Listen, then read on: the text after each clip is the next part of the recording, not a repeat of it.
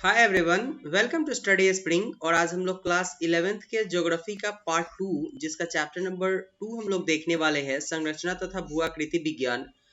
काफी इम्पोर्टेंट है ये चैप्टर आपके लिए, क्योंकि यहाँ पे हम लोग डिस्कस करेंगे जितने भी चट्टान, पर्वत और भूभाग जो भारतीय अगर आप देखें मानचित्र को एक अलग स्वरूप प्रदान करती है, उस सारे को देखने वाले हैं। तो अगर आपको ऐसा लगता है कि चैनल आपके लिए डेडिकेटली वर्क करती है तो चैनल को सब्सक्राइब और शेयर कीजिए, क्योंकि ये हमारे मोटिवेशन का एक बहुत बड़ा कारण है। अगर सबसे पहले हम लोग आए इस चैप्टर के ऊपर, तो ये हमें संरचना तथा भू आकृति विज्ञान के बारे में बताती है, जो एक इम्पोर्टेंट फैक्टर है हमारे लिए, क्योंकि यहाँ से अगर हम चीज़ों को समझते हैं तो आगे हमें बहुत सारे पर्वत और पठार को समझने में ज़्यादा दिक्कतें नहीं होने वाली है। साथ में जो पर्वत और आपके जो अपवाह है वो भी हमें बहुत क्लियर ये चीजें समझा करके जाएंगी। तो सबसे पहले अगर हम लोग देखें तो चट्टान व मिट्टी आपस में संबंधित होते हैं, इसमें कहीं कोई शक नहीं है, क्योंकि असंगठित चट्टानें वास्तव में मिट्टी ही होती है। जब मिट्टी संगठित हो जाती है तो वो चट्टान का रूप ले लेती है, और जब चट्टानें संगठित नहीं होती है तो वो भी मिट्टी ही कहलाती है। तो असंगठित चट्टानें वास्तव में अपने आप में मिट्टी होती है, जो जब संगठित हो जाती है तो उसको हम लोग चट्टान के रूप में जानते हैं।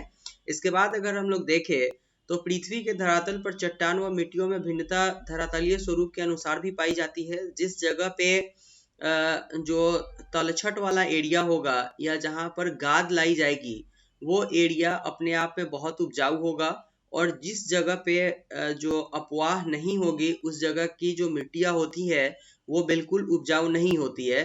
तो अगर देखें आप तो स्थलीय जो अगर स्वरूप होते हैं उसको अगर आप इस सारे चीज़ों में एनालाइज कीजिएगा तो आपको कहीं ना कहीं से देखने को ये मिलेगा कि वो मिट्टी की भिन्नता के लिए सबसे मेन फैक्टर बन करके आपके लिए आते हैं।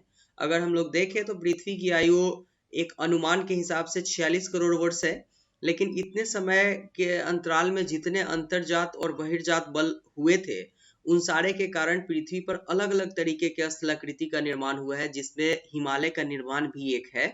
तो इन्हीं सारे चीज़ों को हम लोग डिस्कस करने वाले हैं।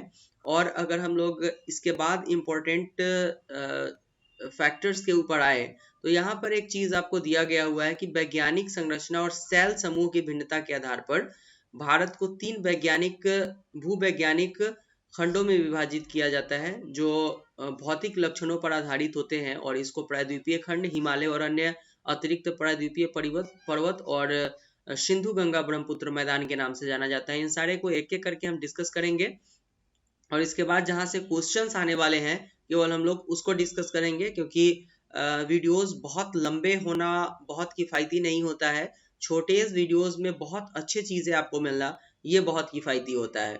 इसके बाद अगर हम लोग आएंगे प्रायद्वीपीय खंड के ऊपर, तो प्रायद्वीप खंड की ऊपरी सीमा जो होती है वो कटी फटी होती है, और कच्छ से आरंभ होकर के अरावली पहाड़ियों के पश्चिम से गुजरती हुई दिल्ली तक, और फिर यमुना और गंगा नदी के समानांतर राजमहल की पहाड़ियां व गंगा डेल्टा तक जाती है। यहाँ से क्वेश्चंस आपके नहीं आएंगे, लेकिन अगर देखें तो प्रायद्वीपीय खंड को जानने के लिए ये सबसे आपके पास एग्जैक्ट डेटा होंगे कि प्रायद्वीपीय खंड आखिर फैली कहाँ कहाँ तक हुई है। तो ये अरावली की पहाड़ियाँ जो आपके पश्चिम से होकर के गुजरती है, इसके बाद गुजरात में, दिल्ली में, और यमुना व गंगा नदी के समानांतर जो पहाड़ियाँ हैं वहां पर ये जो प्रायद्वीपीय खंड है वो आपको देखने को मिलेगी। और गंगा की जो डेल्टा होती है वो भी अपने आप में प्रायद्वीपीय खंड है। इसके बाद अगर हम लोग देखें तो उत्तर पूर्व में कार्बी एंगलोंग व मेघालय का पठार तथा पश्चिमी में राजस्थान भी इसी खंड के विस्तार है। ये सारे जो है वो प्रायद्वीपीय खंड है। इसके बाद जो इम्पोर्टेंट आपके फैक्टर्स है जहाँ से क्वेश्चन डायरेक्ट आते हैं, वो आपके क्वेश्चन है कि पश्चिम बंगाल में मालदा भ्रंश उत्तरी पूर्वी भाग में स्थित मेघालय व कार्बी एंगलांग पठार को छोटा नागपुर पठार से अलग करती है। ये अगर देखें तो पश्चिम बंगाल में मालदा भ्रंश उत्तरी भारत में उत्तर पूर्वी भाग में जो है स्थित मेघालय, ये जो है पश्चिम बंगाल में मालदा भ्रंश। अब यहाँ से आपके प्री के क्वेश्चन बन जाएंगे, मालदा भ्रंश किसको अलग करता है? तो मालदा भ्रंश जो है वो मेघालय व एरबी एकलोंग पठार को छोटा नागपुर पठार से अलग करता है। यहाँ से आपके डायरेक्ट प्री में क्वेश्चन आ जाएंगे या फिर वनडे एग्जाम जो होगा वहां से आपके क्वेश्चन आ जाएंगे। इसीलिए एनसीईआरटी बुक को हमें पढ़ने की जरूरत होती है। अगर हम प्रायद्वीप की बात करें तो ये नाइस और ग्रेनाइट के बने हुए होते हैं, प्रायद्वीपीय खंड जो होते हैं वो। इसके बाद यहाँ से क्वेश्चंस ज्यादा अभी तक नहीं आने वाले हैं। जो इम्पोर्टेंट है वो कुछ इस तरीके से है कि प्रायद्वीप में मुख्यतः अवशिष्ट पहाड़ियां शामिल होती है और अरावली की पहाड़ियां, नल्लामाला, उसके बाद जावादी, बैलीकोंड, पालकोंड श्रेणी और महेंद्रगिरी की पर्वत जो है ये सारे अपने आप में प्रायद्वीपीय पठार के अपशिष्ट वाले भाग हैं, जो एक अच्छे उदाहरण आपको इसके देखने को मिल जाएंगे। इसके बाद हिमालय व अन्य अतिरिक्त प्रायद्वीपीय पर्वतमाला की बात करेंगे तो ये कठोर एवं स्थित प्रायद्वीपीय खंड के विपरीत हिमालय और अतिरिक्त प्रायद्वीपीय पर्वतमालाओं के भूवैज्ञानिक संरचना तरुण, दुर्बल और लचीली होती है। मतलब जिस तरीके से प्रायद्वीप वाला भाग अगर देखिएगा जो कठोर होता है, वहां पे अलग तरीके की संरचनाएं आपको देखने को मिलेगी। इसमें इसके बिल्कुल विपरीत चीजें आपको मिलेगी। ये जो सिचुएशन होगा हिमालय और अन्य अतिरिक्त प्रायद्वीपीय पर्वतमाला, ये दुर्बल होगा, मतलब बहुत ज्यादा कठोर नहीं होगा, लचीला होगा और तरुण होगा, अभी नए स्टेज में होगा। ये चीजें बताता है। और यहाँ पर एक खासियत क्या होती है कि ये गार्ड जो बनाती है वो भी आकार की होती है। क्लियर है यहाँ तक की बातें? इसके बाद सिंधु गंगा ब्रह्मपुत्र के मैदान की बात करें तो भारत का तृतीय भूवैज्ञानिक खंड यही है। और यहाँ पर पर्वतमालाओं की प्रक्रिया के कारण जो पर्वतमालाओं से निकलने वाले जो ये आपके नदियां हैं, ये अपने साथ बहुत सारे अगर देखें तो ये अपनी सहायक नदियों के साथ गार्ड्स का निर्माण करती है, डेल्टा का निर्माण करती है, और ये भी अपने आप में भू-स्थलाकृतियों के निर्माण में अहम भूमिका निभाती है। इसके बाद अगर हम भू-आकृति की बात करें तो किसी स्थान की भू-आकृति इसकी संरचना, प्रक्रिया और विकास की अवस्था का परिणाम होता है। जिस जगह पर अंतर्जात और बहिर्जात बल बहुत ज्यादा लगाए जाते हैं और बहुत ज्यादा सक्रिय होते हैं, उस जगह पर भू-आकृति आपको विचित्र तरीके के देखने को मिलेंगी। अलग अलग चोटियां आपको मिलेंगी, कुछ घाटे ऐसे भी मिलेंगे जो कटी फटी होंगी, जैसे पूर्वी घाट की अगर बात कर ले तो यहाँ पर अगर देखिएगा तो अंतर्जात एवं बहिर्जात बलों की अगर देखें तो स्थिति बहुत अगर देखें तो प्रभावी होती है। इस कारण से यहाँ पर ये सिचुएशन आपको देखने को मिल जाती है। अगर हम भू आकृति के खंडों को बांटने की बात करें तो इसको उत्तर तथा पूर्वी पर्वतमाला में बांट सकते हैं आप। उत्तरी भारत का मैदान, प्रायद्वीपीय पठार, भारतीय मरुस्थल, तटीय मैदान और द्वीप समूह, इन सारे में बांट सकते हैं भू आकृति को। और इन्हीं 6 भागों को हम लोग एक एक करके देखेंगे। और ये इंपॉर्टेंट है क्योंकि यहाँ से बहुत क्वेश्चंस बन करके आते हैं। अगर उत्तर तथा पूर्वी पर्वतमाला की बात करें तो उत्तर तथा पूर्वी पर्वतमाला में हिमालय पर्वत आते हैं। और यहाँ से आपको एक बार आप इसको स्क्रीनशॉट कीजिए और फिर यहाँ से इसको आप या तो प्रिंट आउट करवा लीजिए, अदरवाइज आप खुद से ग्राफ बना करके इसको जो है वो अपने इंपॉर्टेंट नोटबुक में डाल लीजिए, क्योंकि यहाँ से डायरेक्ट आपके क्वेश्चंस बन करके आते हैं। और अगर ये ग्राफ आपके माइंड में क्लियर होगा तो एक चीज के लिए आप कंफर्म रहिए कि यहाँ से आपके 2 और 3 क्वेश्चंस जो होते हैं वो आपके आराम से निकलेंगे। जैसे कि अरावली श्रेणियां से जो क्वेश्चंस बन करके आते हैं वो बहुत इंपॉर्टेंट है। इसके बाद आपका जो काराकोरम और शिवालिक की पहाड़ियां हैं, ये आपका बृहद हिमालय और आपका जो बृहद हिमालय और मध्य हिमालय और फिर शिवालिक, यहाँ से जो क्वेश्चंस बन करके आते हैं ये इंपॉर्टेंट है, आपके यहाँ से क्वेश्चंस बन जाएंगे। इसके बाद आपका जो गारो, खासी और जयंतिया जो पहाड़ियां हैं, यहाँ से क्वेश्चंस आपके बनते हैं। इसके बाद आपके जो विंध्य श्रेणी से क्वेश्चन बन करके आते हैं। फिर अगर देखिएगा तो पश्चिमी घाट से क्वेश्चन बन करके आता है और यहाँ पर आपके पूर्वी घाट से क्वेश्चन बन करके आता है। ये सारे इंपॉर्टेंट है जहाँ से आपके क्वेश्चन बनेंगे। साथ में अंडमान निकोबार द्वीप समूह और लक्षद्वीप, यहाँ से क्वेश्चन बनते हैं। तो इसको आप जो है वो कवर कर लीजिए, क्योंकि जो क्वेश्चंस आने वाले हैं अगर उसको आप छोड़िएगा तो फिर आपके एग्जाम में रिजल्ट की संभावनाएं बहुत कम होती है। इसके बाद अगर हम लोग देखें तो उत्तर पूर्वी पहाड़ी, यहाँ पे कुछ चीजें पहले ऊपर डिस्कस कराई गई हुई थी कि उत्तर तथा उत्तर पूर्वी जो पर्वतमाला है वो हिमालय पर्वत और उत्तर पूर्वी पहाड़ियां ये उसी में शामिल है। और हिमालय में कई समानांतर पर्वत श्रृंखलाएं हैं, जिसमें बृहद हिमालय, पार हिमालय श्रृंखलाएं, मध्य हिमालय और शिवालिक श्रेणियां महत्वपूर्ण है। ये आपके जो आते हैं वो उत्तर पूर्वी श्रेणियों में आते हैं। इसके बाद अगर हम लोग देखें तो बृहद हिमालय, जो हिमालय का सबसे ऊपरी वाला भाग होता है, इस तरीके का बृहद हिमालय, मध्य हिमालय और शिवालिक वाला। तो बृहद हिमालय की श्रृंखलाएं जिसे केंद्रीय अक्षीय श्रेणी भी कहा जाता है। अब यहाँ से आपके प्री के क्वेश्चन बनेंगे, अदरवाइज वनडे एग्जाम में क्वेश्चन बनेंगे कि केंद्रीय अक्षीय श्रेणी किसको बोला जाता है, तो इसको इस बृहत हिमालय को ही बोला जाता है। और इसकी पूर्वी पश्चिमी लंबाई जो है वो 2500 किलोमीटर से है, पूरब और पश्चिम की लंबाई, और उत्तर से दक्षिण की लंबाई 160 से 400 किलोमीटर तक की है। यहाँ से ही क्वेश्चन आते हैं। इसके बाद आपके क्वेश्चन जो आएंगे वो उच्चवच पर्वत श्रेणी और संरेखन और दूसरी भूआकृति के आधार पर हिमालय को निम्नलिखित उपखंडों में भी विभाजित किया गया हुआ है, जिसमें आपके कश्मीर और उत्तर पश्चिमी हिमालय आ जाते हैं। हिमालय और उत्तरांचल हिमालय, दार्जिलिंग और सिक्किम के हिमालय, अरुणाचल हिमालय और पूर्वी पहाड़ियां पर्वत, ये भी है और इसको भी हम लोग देखेंगे। तो सबसे पहले कश्मीर या उत्तर पश्चिमी हिमालय की बात करें हम लोग, तो यहाँ पे आप देखिएगा ये वाला पोर्शन आपका कश्मीर का आता है, और यहाँ से आपको बताता है कि कश्मीर और हम लोग उत्तर पश्चिम वाला हिमालय को देखेंगे, मतलब यहाँ से उत्तर और ये वाला पश्चिम वाला भाग, इसको हम लोगों को देखना है। तो इसको देखने के लिए हम लोग डिस्कस करेंगे यहाँ पर कि कश्मीर जो है हिमालय के अनेक पर्वत श्रेणी, कश्मीर में हिमालय के अनेक पर्वत श्रेणियां होती है, जिसमें काराकोरम, लद्दाख, जास्कर और पीठपंजाल इंपॉर्टेंट है। और यहाँ से जो इम्पोर्टेंट क्वेश्चन बन करके आते हैं वो कुछ इस तरीके के हैं कि आपका कश्मीर हिमालय करेवा के लिए प्रसिद्ध है, जहाँ जाफरान की खेती होती है, और बृहत हिमालय में जोजिला, पीरपंजाल और बानिहाल जास्कर श्रेणी में फटूला, और लद्दाख श्रेणी में खरदुंगला जैसे महत्वपूर्ण दर्रे स्थित है। अब ये क्वेश्चन आपके सीधे प्री में पूछ लिए जाएंगे, इसलिए आप इसको याद करते हुए चलिएगा। और महत्वपूर्ण अलवण जल, जिसमें लवण नहीं पाए जाते, मतलब नमक की मात्रा बहुत कम है, जो आपके डल झील और बुलर झील है, अगर देखें तो यहाँ पर पाई जाती है। और लवण जल जो है वो लवणीय जल जो होते हैं, लवणीय झील जो है, जैसे पांगांग सो और सोमुरेडी, ये झील जो लवणीय झील है वो भी इस श्रेणी में पाए जाते हैं। और गंगा तथा सिंधु तथा इसकी सहायक नदियां झेलम और चेनाब इसी क्षेत्र में अपवाहित होती है। तो ये क्वेश्चन आपके प्री में आ जाएंगे कि सिंधु तथा जो झेलम और चेनाब नदी है वो कहाँ अपवाहित होती है। ये जो अपवाहित होती है ये जम्मू एंड कश्मीर के पास होती है। क्लियर है यहाँ तक कि अब इस एरिया में आपको तीर्थस्थल भी बहुत देखने को मिलेंगे, जैसे कि वैष्णो देवी, अमरनाथ का गुफा और चराड़ ए शरीफ यहाँ पे स्थित है, ये मुस्लिम का एक तीर्थस्थल है। और अगर देखें हम लोग तो जम्मू कश्मीर की राजधानी श्रीनगर जो है वो झेलम नदी के तट पर स्थित है। यहाँ से क्वेश्चंस आपके आ जाएंगे। इसके बाद जो इम्पोर्टेंट आपके आते हैं, ये आपके पश्चिमी हिमालय का एक चित्र दिया गया हुआ है, जिसमें कुछ इम्पोर्टेंट आपके फिगर्स दिए गए हुए हैं, जहाँ से आप आसानी से इसको देख सकते हैं।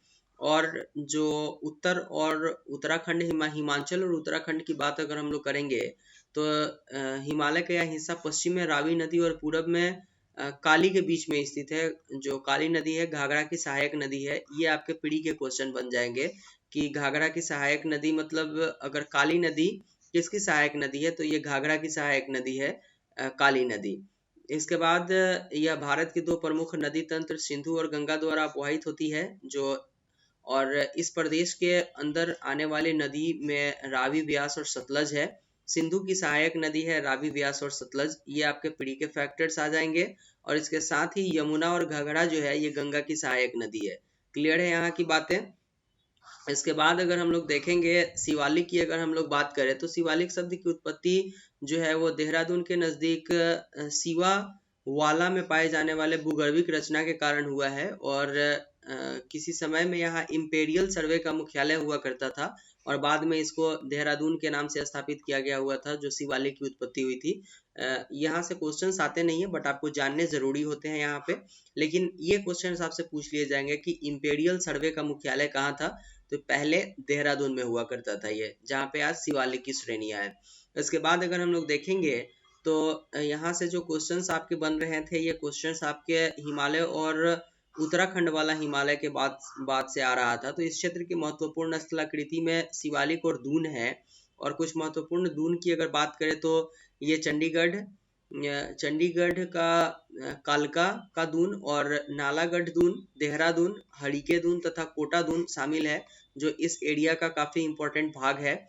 तो ये जो है वो शिवालिक है ना, और बृहद हिमालय के बीच का जो भाग होता है उसी को हम लोग दून बोलते हैं। ये चीजें क्लियर है यहाँ पर। बृहत हिमालय की घाटी में भोटिया प्रजाति के लोग रहते हैं और ये खानाबदोश होते हैं। और साथ में अगर देखें तो ये ग्रीष्म ऋतु में बुग्याल ऊंचाई पर स्थित घास के मैदान में चले जाते हैं और शरद ऋतु में घाटियों में फिर से लौट आते हैं। ये इनकी खासियत होती है, ये खानाबदोश होते हैं और ये जो खेती करते हैं वो झूम खेती होती है। दार्जिलिंग और सिक्किम की अगर बात करें, दार्जिलिंग और सिक्किम हिमालय की, तो इसके पश्चिम में नेपाल हिमालय और पूरब में भूटान का हिमालय है। हिमालय को भी अलग अलग भागों में बांटा गया हुआ है, जैसे कि आपका भूटान का हिमालय ये बोला तो भूटान वाले भाग में ये पड़ता होगा, नेपाल हिमालय बोला तो नेपाल वाले भागों में ये पड़ता होगा। चीजें क्लियर है यहाँ तक?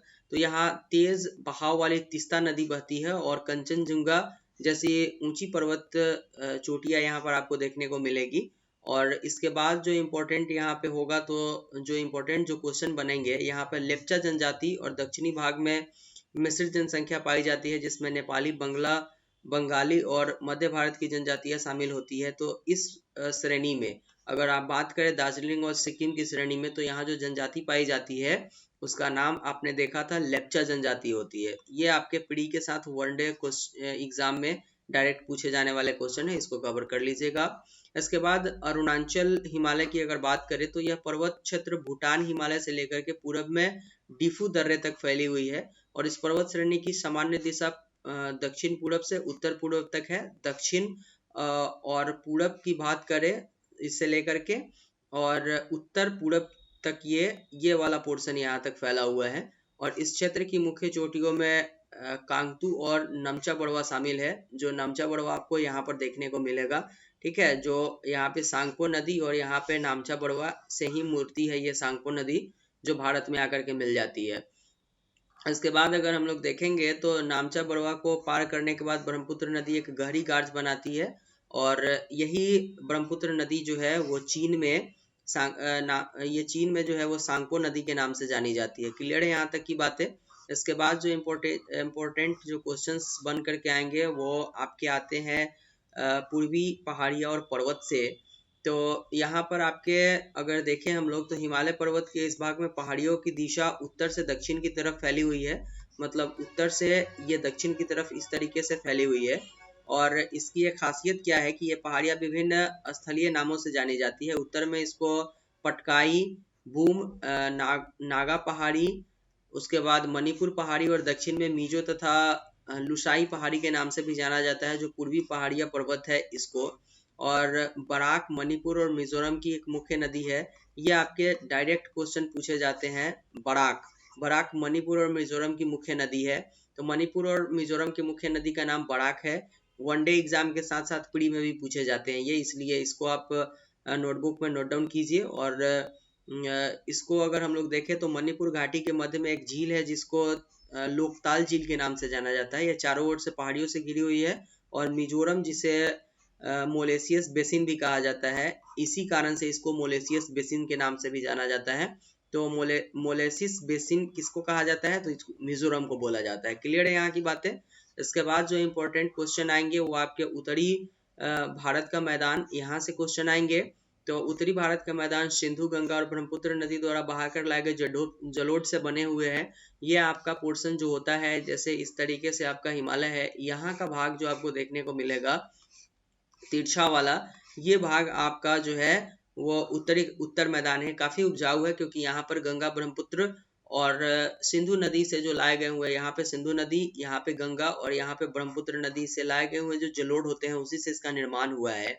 और इसकी अगर बात करें तो पूरब से पश्चिम की लंबाई की अगर बात करिएगा तो 3200 किलोमीटर है इसका लंबाई, और इसकी औसत चौड़ाई 150 से 300 किलोमीटर तक की है। और इसके बाद अगर बात करें हम लोग यहाँ से क्वेश्चंस आने की, तो यहाँ से जो डायरेक्ट आपके एग्जाम में क्वेश्चन आने वाले हैं वो केवल लंबाई और चौड़ाई से आने वाले हैं। साथ में जो इससे पहले यहाँ पे किस तरीके की खेती होती है उसको हम लोगों ने देख लिया था, ज़्यादा लंबा करने की जरूरत नहीं है इसको। प्रायद्वीपीय पठार की अगर बात करें तो नदियों के मैदान से 150 मीटर ऊंचाई से ऊपर उठता हुआ प्रायद्वीपीय पठार तिकोना आकार वाला कटा फटा भूखंड होता है जिसकी ऊंचाई 600 से 900 मीटर तक की होती है। तो 600 से 900 मीटर की ऊंचाई वाले भाग को हम लोग पठार के नाम से जानते हैं, जिसमें चोटियां नहीं पाई जाती है। इसका जो ऊपरी भाग होता है ये सपाट होता है, ये आपको पठार के रूप में देखने को मिलेगा। और अगर देखें हम लोग तो भारत में अलग अलग जगहों पर पठारी पाई जाती है, जैसे हजारीबाग का पठार, पलायू पठार, रांची का पठार, मालवा का पठार, कोयम्बटूर का पठार और कर्नाटक का पठार। इन सारों की अपनी अलग जो है वो खासियत है, क्योंकि यहाँ से हमें अलग तरीके के खनिज और फिर लौह अयस्क के साथ साथ बहुत सारी चीजें प्राप्त होती है। अगर उच्चावच की बात करें हम लोग, तो पठार को उच्चावच के आधार पर 3 भागों में बांटा गया हुआ है। पहला आपका दक्कन का पठार है, दूसरा मध्य उच्च भूभाग है और तीसरा उत्तरी पठार है। दक्कन के पठार की बात करें तो इसके पश्चिम में स्थित घाट, पूर्व में पूर्वी घाट और उत्तर में सतपुड़ा, मैकाल और महादेवी की पहाड़ियां हैं। ये आपके दक्कन के पठार की खासियत बताया जा रहा है। यहाँ से आपके क्वेश्चन पूछ लिए जाएंगे प्री में और 1 डे एग्जाम में। यहाँ पे इस क्वेश्चन को क्लियर करने के लिए आपको एक दक्कन का पठार आराम से ऐसे बना देना है और इसके उत्तर पूर्व दक्षिण वाले भाग को डिनोट कर देना है, क्योंकि यहाँ से क्वेश्चंस आते हैं। इसके बाद अगर हम लोग देखेंगे तो पश्चिम घाट को स्थानीय तौर पर अनेक नाम से जाना जाता है, जैसे महाराष्ट्र में इसको सह्याद्री, कर्नाटक और तमिलनाडु में इसको नीलगिरी और केरल में अन्नामलाई और इलायची की पहाड़ियों के नाम से जाना जाता है इसको। और प्रायद्वीपीय पठार की सबसे ऊंची चोटी अनाईमुड़ी है, जो 2695 मीटर की है और जो पश्चिमी घाट की अन्नामलाई पहाड़ियों में स्थित है। दूसरी सबसे ऊंची चोटी डेटा बेटा है, जो यह नीलगिरी पहाड़ियों में स्थित है। तो ये चीजें आपके क्लियर हो जाती है। ये नीलगिरी पश्चिमी घाटी पर स्थित है, ये सेंचुरी भी है। यहाँ पर जो है वो एक चिड़ियाघर आपको देखने को मिल जाएगा। बाद में अगर हम लोग देखें तो मध्य उच्च भूभाग की बात करें तो पश्चिम में अरावली पर्वत जिसकी सीमा बनाती है। अगर हम लोग देखेंगे तो पश्चिम का अरावली पर्वत जो है वो मध्य उच्च भूभाग का सीमा बनाती है और इसके दक्षिण में सतपुड़ा पर्वत, उसके बाद उच्चितपट पठार के श्रेणी भी बनती है यहाँ पर और इसकी समुद्र तल से ऊंचाई 600 से 900 मीटर है और ये दक्कन के पठार के उत्तरी सीमा बनाती है। ये चीजें क्लियर है यहाँ तक। इसके बाद अगर हम लोग देखेंगे जो इम्पोर्टेंट है उत्तर पूर्वी पठार का, तो यहाँ पे आप एक स्क्रीनशॉट लीजिए और ये चीजें बहुत ज्यादा डिस्कस नहीं करना है, यहाँ से इम्पोर्टेंट है जो एग्जाम में डायरेक्ट आते हैं। तो उत्तर पूर्वी पठार की अगर हम लोग बात कर रहे हैं तो ये वाला पोर्शन आपका उत्तर होगा, ये वाला पोर्शन आपका पूरब होगा और यहाँ पर आपको गारो, खासी और जयंतिका की पहाड़ियां मिलती है और ये पहाड़ी का नाम यहाँ पर पाए जाने वाले जनजाति के नाम से आपको देखने को मिल जाएगी। असम के कार्बी एंगलोंग पहाड़ी भी इसी श्रेणी में आती है, जो आपको गारो, खासी और जयंतिका वाली एरिया है। उत्तर पूर्वी जो श्रेणी है इसी में असम का कार्बी एंगलोंग पहाड़ी भी आता है। भारतीय मरुस्थल की बात करें तो यहाँ पर 150 मीटर से कम की वर्षा जहाँ पर होती है, ये पोर्शन आपको मरुस्थल के नाम से जाना जाता है और ये विशाल उत्तरी मरुस्थल अरावली पहाड़ी से उत्तर पूर्व में स्थित है। ये चीजें क्लियर है। इसके बाद जो इम्पोर्टेंट क्वेश्चन आता है तटीय मैदान से, वो तटीय मैदान से आपका क्वेश्चन आता है कि स्थिति और सक्रिय भू आकृति क्रियाओं के आधार पर तटीय मैदान को पश्चिमी तटीय मैदान और पूर्वी तटीय मैदान में बांट दिया गया हुआ है। और ये चीजें आपके यहाँ पर आता है कि पश्चिमी तटीय मैदान जलमग्न मैदानों के उदाहरण है और पश्चिमी तटीय मैदान जो है वो अपने आप में सपाट है, लेकिन पूर्वी तटीय मैदान टूटा फूटा भाग है। और ये यहाँ पर आपको एक चीज और, पौराणिक जो द्वारिका शहर था वो आज पानी में डूबा हुआ है। ये पश्चिमी घाट की अपनी एक अलग विशेषता है जो आपको बताती है। इसके बाद अगर हम लोग देखें तो पश्चिमी घाट पर आपको पतन ज्यादा देखने को मिलेगी। प्राकृतिक तौर पे यहाँ पे बंदरगाह देखने को मिल जाएगा और यहाँ पर जो स्थित बंदरगाह है उसमें कांडला, माझगांव, JNL, नावला, सेवा, मारगा गांव, ये सारे जो आपको स्क्रीनशॉट लेकर के इसको नोट डाउन कर लीजिएगा। ये आपको यहाँ पर जो है वो यहाँ पर जो पतन है वो देखने को मिल जाएगी। इसके बाद मालाबार तट की बात करें यहाँ पर, तो कायल जिसे मछली पकड़ने के और अंतरस्थलीय नौकायान के लिए प्रयोग किया जाता है, पर्यटकों के विशेष आकर्षण का केंद्र है जो मालाबार तट के पास स्थित है। और केरल का प्रसिद्ध नेहरू ट्रॉफी बाल कमाली, ठीक है, जो नौका दौड़ होती है वो यहीं पे का आयोजन पुन्नामदा कयाल में किया जाता है। ये पोर्शन आपके कंप्लीट है। यहाँ से आपके प्री के क्वेश्चन आएंगे, डेफिनेटली श्योर क्वेश्चंस आते हैं यहाँ से। इसके बाद द्वीप समूह की बात करें तो यहाँ से एक क्वेश्चंस बिल्कुल बनते हैं द्वीप समूह से, क्योंकि भारत के 2 द्वीप समूह है जिसमें एक बंगाल की खाड़ी में और दूसरा अरब सागर में है। तो अगर हम लोग बात करें तो बंगाल की खाड़ी की द्वीप की बात करेंगे तो 572 द्वीप है इसमें और ये द्वीप 6 डिग्री उत्तर से 14 डिग्री उत्तर और 92 डिग्री पूरब से 94 डिग्री पूरब के बीच में स्थित है। और रीची द्वीप समूह और बलरिंथ द्वीप यहाँ के प्रमुख द्वीप समूह है। बंगाल की खाड़ी के में 2 द्वीप आपको देखने को मिलेंगे, उत्तर में अंडमान और दक्षिण में निकोबार मिलेगा। और इसके बाद अगर अरब सागर की बात करें तो इसमें 80 डिग्री उत्तर से 12 डिग्री उत्तर और 71 डिग्री पूरब से 74 डिग्री पश्चिम के बीच में जो आपको भाग देखने को मिलेगा ये अरब सागर वाला में है। और ये केरल तट के 280 किलोमीटर से 480 किलोमीटर के दूर स्थित है। और इसको हम लोग प्रवाल निक्षेप के नाम से जानते हैं, जो आपके अरब सागर में स्थित है। यहाँ पर इसका पूरा भाग जो है वो अपने आप में इम्पोर्टेंट है आपके लिए, क्योंकि प्रवाल भित्ति से ये बने हुए हैं। और इसका पूरा द्वीप जो है वो 10 डिग्री चैनल से अलग होता है। और उत्तर में अमीन द्वीप और दक्षिण के में कोनाडे द्वीप ये अलग भाग आते हैं। अंडमान निकोबार द्वीप समूह जो है आपके वो यहाँ पे आपको देखने को मिल जाएगी बंगाल की खाड़ी वाले एरिया में। तो यहाँ से चीजें क्लियर हो जाती है जो आपके क्वेश्चंस आने वाले होते हैं अंडमान निकोबार द्वीप समूह और जो इम्पोर्टेंट फैक्टर्स हैं। तो ये क्वेश्चंस आपके बन करके आने वाले हैं, इसको आप क्लियर करते हुए चलिएगा।